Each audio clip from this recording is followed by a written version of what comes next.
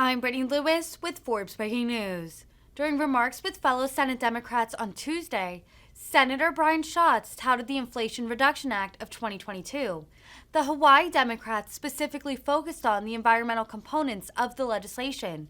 It includes numerous investments in climate protection, including tax rebates and credits for households to offset energy costs, investments in clean energy production, and tax credits aimed at reducing carbon emissions. Schatz vowed that the legislation, quote, meets the ambition that this planetary emergency requires. And Sheldon Whitehouse is happy. You can tell it's a good climate bill. I feel the need to do that because we still have some work to do this week, but this is real. This is actually happening. We are about to pass the biggest climate bill in American history. We are on the precipice of doing something historic that many thought was absolutely impossible. This meets the ambition that this planetary emergency requires.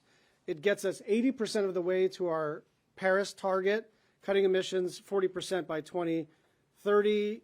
It's got unprecedented investments in clean transportation, clean energy, home electrification, climate-smart agriculture, U.S. manufacturing, and environmental justice. But the focus here is emissions reductions. And at the beginning of this process, which was quite a while ago, we all agreed collectively that that was our North Star, that we were not going to fool ourselves and just turn this into a hodgepodge of environmental priorities, worthy as though they are. Many of them are my bills and everybody else's bills. But the only way to look at this is that the planet is on fire, and how do we deploy the resources that we're going to deploy to reduce emissions and to save the planet? And so this isn't just a victory for Democrats. This is a victory for the young people across the country that demanded a better future, that demanded that we took action to reverse this trend of climate change. There are people around the planet, mostly young people, on pins and needles about whether or not we're going to get this done.